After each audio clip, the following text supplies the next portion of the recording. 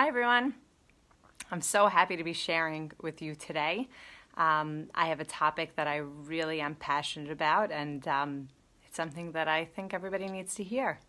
So, for those of you who don't know me, my name is Marjorie Hamawi. I'm a certified Optavia health coach.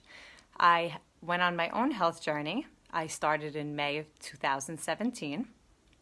I reached my goal in August 2017. I transitioned properly, and I've been living in optimal health since. So that's been over a year in optimal health, and I'm feeling great. One of the things that helped me be so successful on program was the support of my health coach.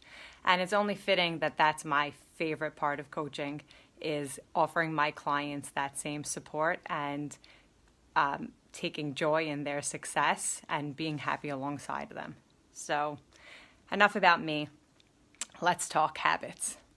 Okay, first of all, congratulations for taking that step forward in your health and choosing to call your coach and worrying about yourself. It's a big step. So some of you may be in the beginning of your journey, and some of you may be in the middle, some of you may be close to goal, some of you may be in transition, some of you may already be living in optimal health, but this is a conversation we all need to have. Okay, so first of all, we're lucky enough to have found this program, because the truth is, it really is a lifestyle change. It's not just a crash diet. And you may not be realizing that now if you're in the beginning of your journey, but you will notice changes in your habits. Some of them you'll have to work on, and some of them are just going to happen because you're focusing on doing program. Right? Doing our program, we're eating every 2.5 to 3 hours, we're drinking our water, we're getting a good night's sleep, we're measuring our meal, making sure it doesn't have too many sauces or condiments on it. These are things that will help you build habits of the future. But there are some habits that we need to work on. Right? And everybody's habit may be different. Everybody has a different heart, and everybody has a different challenge that they may need to overcome during their health journey. But one habit that I found was universal, was one that researchers say is the number one reason why people quit health journeys. Imagine the number one reason why people are not successful on their journey to health. And that's getting on the scale every day. So I know many of you are thinking right now, I get on the scale every day. I don't only get on the scale every day. I get on the scale 6 times a day. I wake up in the morning, I get on the scale. I go to the bathroom, I get on the scale. I take a shower, I get on the scale, right? So these are things that you should not be doing, okay? Number one, your body fluctuates daily, all day. It's supposed to do that. It's meant to do that. There are many factors that can make your body fluctuate. One of them could be adding a little extra carbs to your meal. And now you're thinking, wait, I'm not eating carbs. I'm measuring my lean and green, right? But your vegetables all have carbs in them, right? They're healthy. But if you're over measuring your vegetables, you may be having a little more carbs than you're supposed to. That means that your body might be storing those carbs, right? So for every gram of carbs stored in your body will hold 3 or 4 grams of water attached to it. So that fluctuation on the scale could be a little bit of water retention from having a little extra carb. Maybe you had a protein that had more sodium in it than others. Maybe you had a steak, which has a little more sodium. Maybe you had some packaged veggie burger that had a little more sodium, which could retain your water. And those things are allowed, and that's okay. And your body is meant to fluctuate based on those things.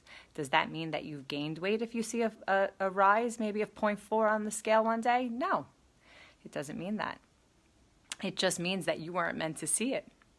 And if you weren't getting on the scale every day, you wouldn't see that fluctuation, right? You would see a loss from one week to the next. So getting on that scale every day makes you second guess what you're doing. Second guessing what you're doing makes you feel not successful, right? It gets a little frustrating to not be able to see your results daily, but you're not supposed to see them daily, right? Once a week on the scale. And I don't want you to measure your success with the scale. Okay, the scale is a guide for you and your coach to make sure you're doing program correctly. But the scale is not where you should measure your success. I want you to measure your success in your victories over temptations.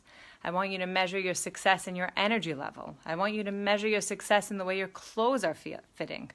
I want you to measure your success in what you see in the mirror. And for some of you, that may be a little more difficult because it does take some time for your mind to catch up to what's happening to your body. And so what I suggest is, if you're having that hard time, make a side-by-side. Take out those pictures you took on day one. Take a picture now and put those at a side-by-side and really get to see the changes in your body so you can measure that success. And if you have a hard time making that side-by-side, that's okay. Your coach knows how to do it. You can always ask him or her to help you. And I'm sure they'd love to help create that for you because they love seeing your success just as much as you do, probably even more. So my tip to you, my suggestion is please weigh in once a week. Now, I want it to be the same day of the week and the same time of the day and the same clothing that you're wearing or no clothing that you're wearing, whatever you choose.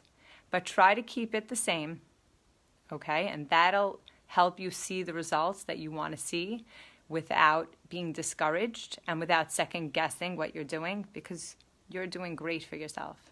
And you should be super proud because you're accomplishing something that is hard for a lot of people. So my tip is, if this is hard for you to not get on the scale every day, move the scale, put it in a closet, and take it out on your weigh-in day. And now your weigh-in day could be the day your coach calls.